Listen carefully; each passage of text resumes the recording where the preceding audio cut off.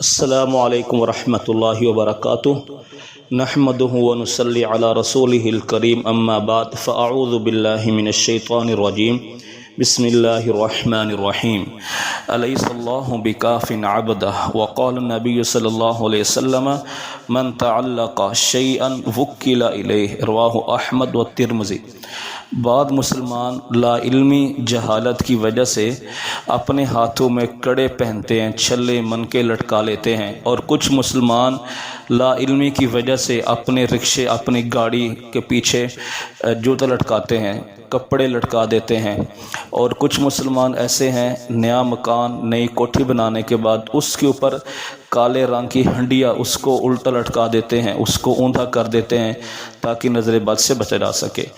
تو عرض یہ ہے کہ یہ تمام تر خرافات ہیں، بدعات ہیں، یہ اسلام کے اس کے ساتھ کوئی تعلق نہیں۔ جس طرح ہم چاہتے ہیں کہ ہمارا کھانا پینا اچھا ہو، لباس اچھا ہو، علاج کے لیے ڈاکٹر بھی اچھے ہوں، مکان بنانے کے لیے مستری انجینئر اچھے ہوں، تو ہم کہتے ہیں کہ دنیا میں ہمارا ہر کام اچھا ہو اور اچھا ہونا چاہیے۔ ربنا آتنا فی الدنیا حسن، اللہ نے خود حکم دیا کہ اللہ سے دنیا اچھی مانگو، تو دنیا کی ہر اچھی چیز آپ طلب کر سکتے ہیں، لیکن ساتھ ساتھ یاد رکھیے وفی الآخرۃ حسنہ، آخرت بھی اچھی ہونی چاہیے۔ تو ان تمام تر چیزوں کے ساتھ ساتھ عقائد کا اچھا ہونا بھی بے حد ضروری ہے، اور یہی کامیابی کی اساس ہے۔ تو یہ تمام تر چیزیں اسلام کے اندر ان سے منع کیا گیا سختی کے ساتھ، جس طرح کہ صحیح حدیث میں آتا ہے رآ رجلا فی یدہ حلقۃ، آپ صلی اللہ علیہ وسلم نے ایک شخص کے ہاتھ میں ایک کڑا چھلا دیکھا، من صفر، تانبے کا تھا یا وہ چاندی کا یا پیتل کا، جو بھی، فقال ما هذه، تو آپ نے اس سے سوال کیا کہ یہ کیا چیز ہے؟ اس نے کہا من الواہنہ، یہ کمزوری سے بچنے کے لیے میں نے پہنا ہوا ہے۔ آپ نے فرمایا انزعها فإنها لا تزيدك الا وهنا، آپ نے کہا اس کو اتارو، اس کو اتار کے پھینک دو،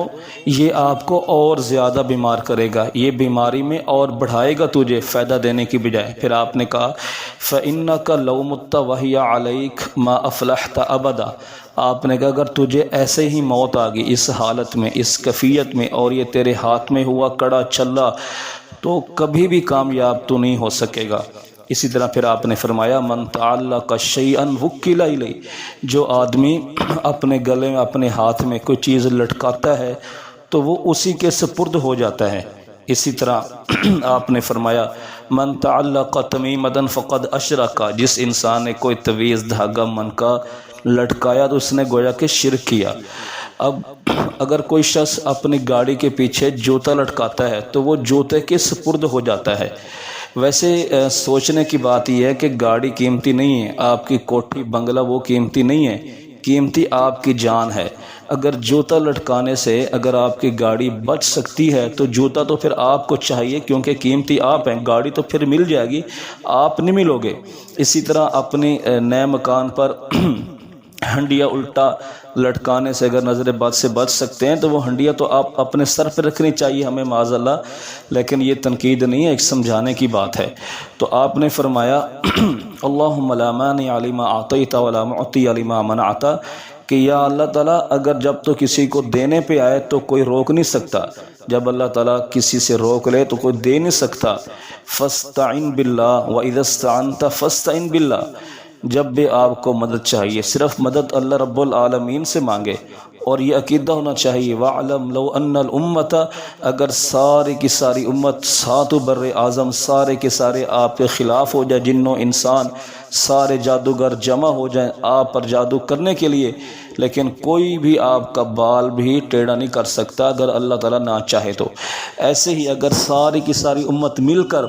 آپ کو فائدہ دینے پہ آ جائے تو وہ کوئی بھی آپ کے لیے مفید ثابت نہیں ہو سکتا۔ ہاں، جو اللہ نے آپ کے بارے میں لکھ دیا ہے وہی کچھ ہوگا جو اللہ نے آپ کے مقدر میں کر دیا ہے۔ وَمَن يَتَوَكَّلْ عَلَى اللَّهِ فَهُوَ حَسْبُهُ، جو شخص اللہ پر بھروسہ کرتا ہے، جس انسان کا یہ عقیدہ ہو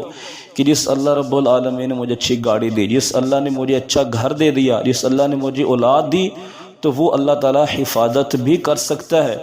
فاللہ خیر الحافظین، اللہ تعالیٰ بہترین محافظ ہے۔ جس انسان کا یہ بھروسہ ہوا اس جوتے پر، اس کپڑے کی ٹاکی پر، جس کا بھروسہ اس کالی ہنڈیا پہ ہوا، تو وہ انسان اس جوتے کے سپرد ہوگا، وہ انسان پھر اس ہنڈیا کے سپرد ہوگا، اور جس انسان کا بھروسہ اللہ پر ہوگا پھر اللہ تعالیٰ اس کو کافی ہوگا۔ تو اللہ تعالیٰ سے دعا ہے اللہ تعالیٰ ہمیں ایسا عقیدہ اپنانے کی توفیق عطا فرمائے جو صحیح عقیدہ ہو، صرف اللہ تعالیٰ پر بھروسہ رکھنا چاہیے۔ جس اللہ نے ہمیں جب ہم ماں کے پیٹ میں تھے اس نے ہمیں کھلایا، اس نے ہمیں پلایا، تو اب ہمیں وہ کھلا پلا بھی سکتا ہے۔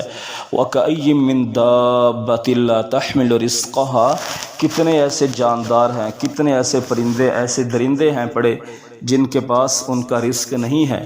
لیکن اللہ تعالیٰ سب کو روزی دینے والا ہے۔ اس لیے ہمارے عقائد بھی اچھے ہونے چاہیے۔ اللہ تعالیٰ میں توفیق عطا فرمائے کہ ہم صحیح عقائد سیکھیں، اللہ پر بھروسہ کریں اور عقیدہ توحید اپنائیں۔ السلام علیکم ورحمۃ اللہ وبرکاتہ۔